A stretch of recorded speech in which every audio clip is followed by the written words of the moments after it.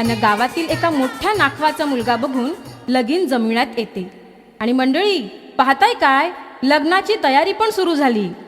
गोऱ्या गोऱ्या पारूला हळद लावायला तिच्या काकी मामी नटून थटून आल्यात. सोबत हसत खिदळत तिच्या मैत्रिणी अन करवल्या सुद्धा आल्यात. अन गाणं म्हणत नाचत